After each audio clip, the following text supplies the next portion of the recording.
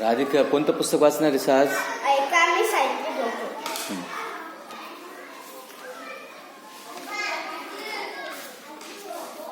नमस्कार.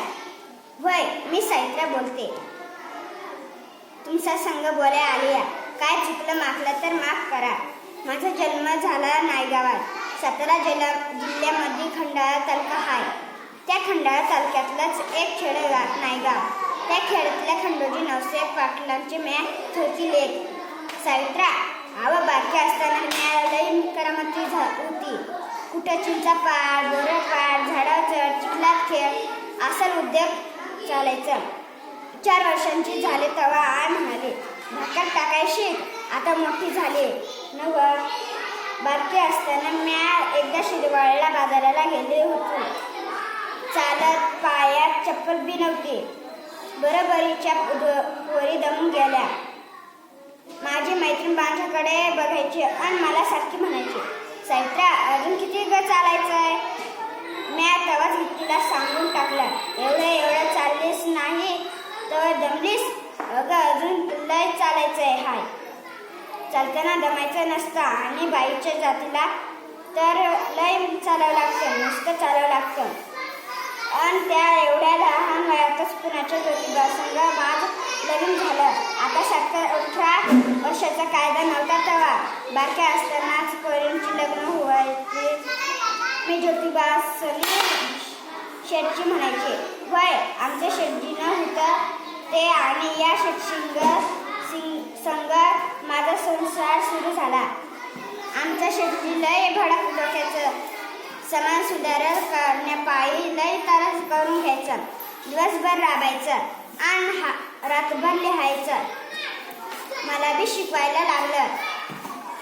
आता तुम्ही सांगा, बाईच्या जातीला तर चूल आणि मूल शिकून काय करायचं.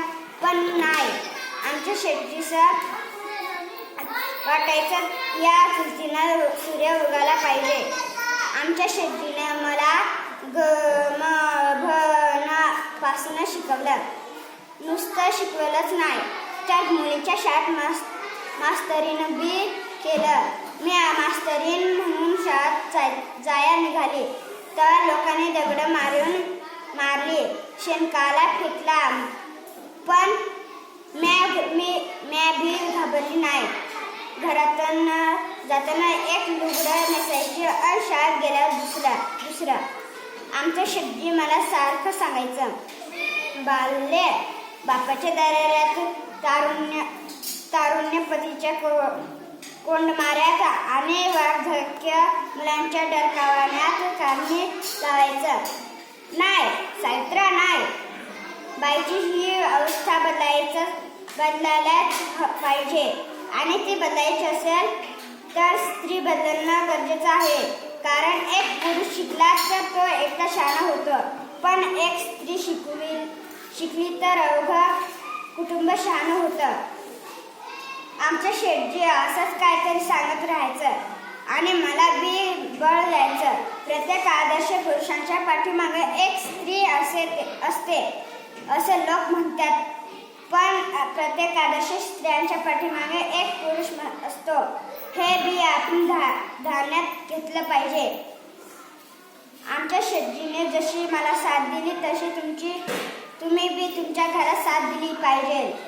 ज्योतिबास म्हणजे आमच्या शेठजीचा गरीब अनाथ पोराचा लय कावळा. रस्त्यावर अनाथ मुलं दिसली की त्याला आणायचं. म्या त्याला आंघोळ घाल, कापडं घाल, खाया दे, संबंध करायचे. लय तर घेतला. आमच्या शेठजीने कसल्या काशीबाई नावाच्या ब्राह्मण देवेचा पोरगा दत्तक घेतला आणि मला सांगून टाकलं, सावित्री ह्यो आपला यशवंतराव बरं का. एकदा यशवंतराव शांतनं रडत घरला आला. त्याला हुंका भरला होता. मी त्याला जवळ घेतलं. काय झालं यशवंतराव, का रडतोय माझ्या बाळा. यशवंतराव मला घट्ट मिठी मारली आणि म्हणाला, आहे शातली पोरं मला सारखी चिडत्यात. काय चिडत्यात शातली पोरं. मी म्हणाले. त्या गळ्यात पडत यशवंतराव म्हणाला, आहे शातली पोरं मला म्हणतात मी माळाचा नाही. बामणाचा हाय. आये, तू खरं सांग, तू माझे आय नाहीस आणि तात्या माझा बाप नाही ती. मी यशवंताला घट्ट मिठी घातला आणि त्याला सांगून टाकलं, माझ्या बाळा, वर तुला काय बी म्हणून देत नाही, पण तुझ्या आईला जवळ घेताना आम्ही तिचं आईबाप झालो होतो तसं तुझा बी आईबापच हाय.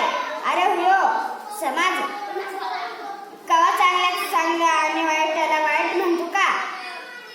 ह्या समध्या जगानं तुला काय बी म्हणून देत नाही, पण ध्यानात ठेव, मी तुझी आय आहे आणि तात्या तुझा बाप आहे. आम्ही निर्माण केलेलं सगळ्या कामाचा बाप पण तुला सांभाळायचा हा यशवंता. हमसून रडत होता.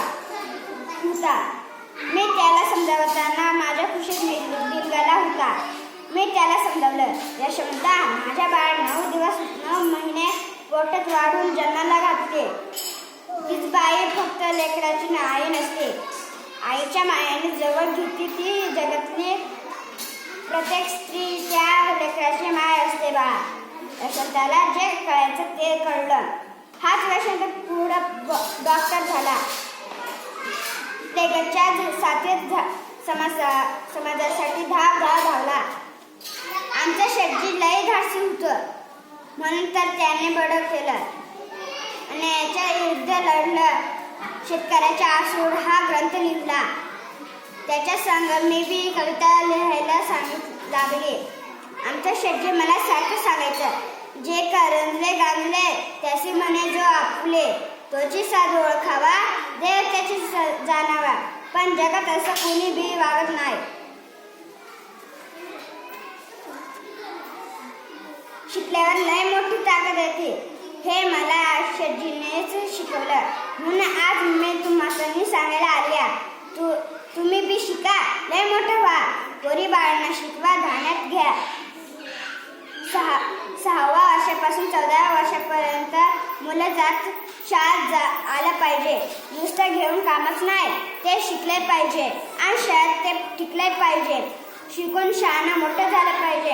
आता तुम्ही मला सांगा, पोरी बाळी घराच्या बाहेर पडताना आज मी आपण आशीर्वाद देतो. सती साहित्य हो, माझी एक कळकळीची विनंती आहे, त्यातला सती केवढा काढून टाका आणि नवा आशीर्वाद द्या. तिसरी सावित्री हो. आता तुम्ही म्हणाल हे कसं? तर पहिली सावित्री ती जिन स्वतःला बळकट केलं, आई बाबाच्या धनदौलतीकडे पाठ फिरवली आणि सत्यवानासंग जंगलाचा रस्ता धरला. ती सत्यवानाची सावित्री पहिली सावित्री.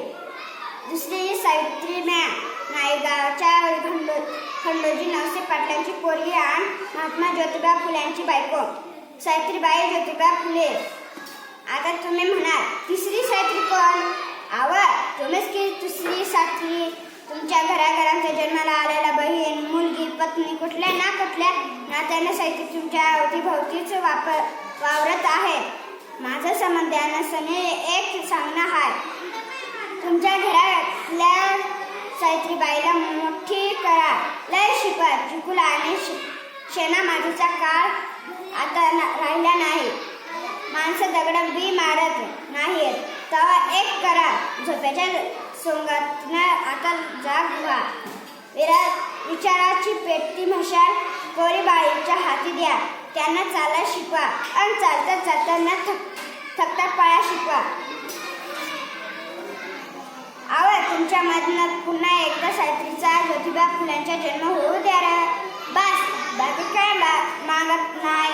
ही सावित्रा खरंच मला पाहिजे. तिसरी सावित्रा खनकर खंबीर पण मनाची, कोमल हळवी पण पोलादी पावलांची तिसरी सावित्री.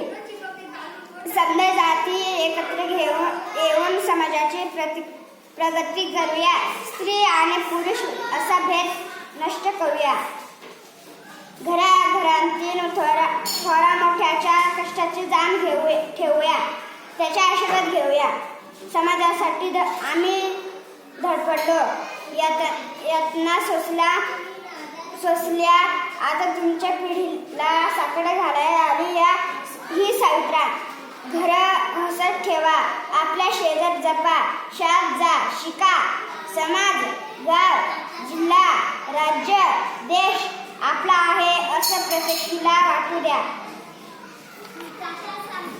मुलींना मोकळेपणा फिरू देणारा समाज इथं निर्माण व्हावा.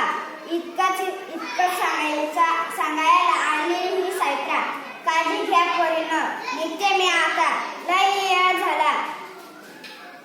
सुखी रहा पोरींनो, ऐकता येस ना हुआ, येते मी. लय शिका आणि मोठे व्हा.